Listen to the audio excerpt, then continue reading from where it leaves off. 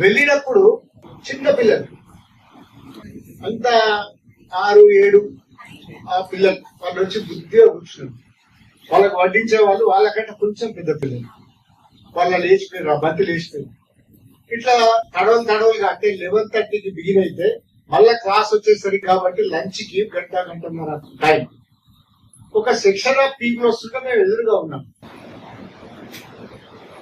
ఆశ్చర్యం, ఒకే డ్రెస్ వల్ల ఒక సముద్రం అట్లా నడిచిపెట్టి అసలు అర్థమైతే లేదు. పిల్లలు ఇంతమంది పిల్లల్ని ఎట్లా సాధ్యం? మనకు తెలుసు. ఇప్పుడు ఉదాహరణకి గురుకులాలు పెట్టిన తర్వాత వచ్చిన పరిణామాలు, పిల్లలు చనిపోవడము, బాబు కాటు వేయడము, ఏదో ఎన్నో ఇష్యూస్, తర్వాత ఆహార కల్తీ, ఇట్లాంటివన్నీ మనం వింటుంటాం. కానీ అక్కడ మేము వాతావరణాన్ని చూసినప్పుడు షాక్. మొత్తం మెకనైజ్డ్, మొత్తం వంటలు అన్ని కూడా మెకనైజ్డ్. నీట్ గా పిల్లలే సర్వీస్ చేస్తున్నారు, పిల్లలే తింటున్నారు, లేచి వెళ్ళిపోతున్నారు. ఇది పద్ధతి. ఇంత మందికి సరే ఇది తిండికి సంబంధించింది. ఎందుకు తిండికి సంబంధించింది? వాళ్ళకి తిండి లేని సమాజాల నుంచి వచ్చిన పిల్లలు. అన్ని ఉచితమే, కేజీ నుండి పీజీ దాకా. దానిలో మొత్తం సోషల్ సైన్సెస్. దీంట్లో వచ్చి ఇప్పటిదాకా 1,00,000 మంది పిల్లలు బయటకు వస్తే వాళ్ళలో ఐఏఎస్ ఉన్నారు, అన్ని రకాల ఏవైతే సమాజంలో పైపొరలో ఉండే ఉద్యోగులు ఉన్నారు, ప్రతిష్ట పొందిన వాళ్ళు ఉన్నారు. వాళ్ళలోనే దుతి చెందనే క్రీడాకారుల పేరు విలువ ఉన్నారు. ఆమె కూడా ఏదైతుందో అది నిరంతకమే అవుతుంది, మనస్సును బాధ పెడుతుంది కూడా కొన్ని విషయాలు తెలిసినప్పుడు. మరి ఏమి ఇవ్వాలి? ఎవరో ఒకతను జబ్బుతో బాధపడుతున్నాడు, ఆయనకు వైద్యానికి డబ్బులు ఇవ్వాలి. ఎవరో ఒక ఆయన కొడుక్కి చదువుకోవడానికి డబ్బులు లేవు, ఆయనకు ఫీజు కట్టడానికి డబ్బులు ఇవ్వాలి, టెక్స్ట్ బుక్స్ కొనడానికి డబ్బులు ఇవ్వాలి. ఇవి కొంత చాలా మంది ఇట్లా ఇవ్వడం వల్ల అందులో ఒక రకమైన సంతోషాన్ని పొందుతారు, ఆత్మతృప్తిని వాళ్ళు ఆర్జిస్తారు. ఇంకా చాలా రకాల ఇవ్వడాలు ఉన్నాయి.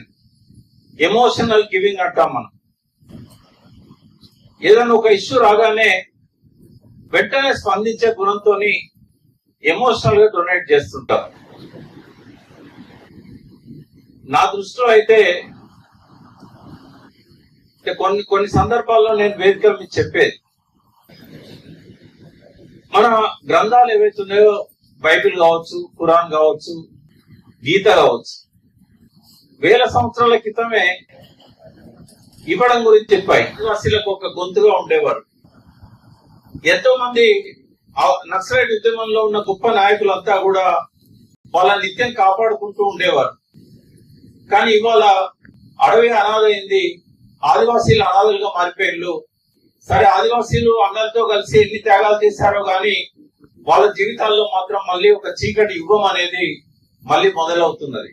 సో సమంత గారి వర్క్ ని ఇన్స్పిరేషన్ గా తీసుకొని ఒక వాల్యూ బేస్డ్ సొసైటీని మనం ఆదివాసీ ప్రాంతాలలో వాళ్ళ జీవన విధానాన్ని డిస్టర్బ్ చేయకుండా, వాళ్ళ కల్చర్ ను డిస్టర్బ్ చేయకుండా మనము మళ్ళీ ఒకసారి మనము ఈ నిన్న యాక్చువల్ గా May 17th అనేది ఆర్ట్ ఆఫ్ గివింగ్ కి ఒక దేశవ్యాప్తంగానే కాదు ప్రపంచ వ్యాప్తంగా కూడా సెలబ్రేట్ చేసుకున్న ఒక మెమరబుల్ డే. అది దాదాపు 2013 నుంచి కూడా అంచెలంచెలుగా ఎదుగుతూ నిన్న జరిగిన ఈ సమావేశానికి ఇంతకుముందే ఇంటర్నెట్ లో అప్డేట్ చేసినట్టున్నారు.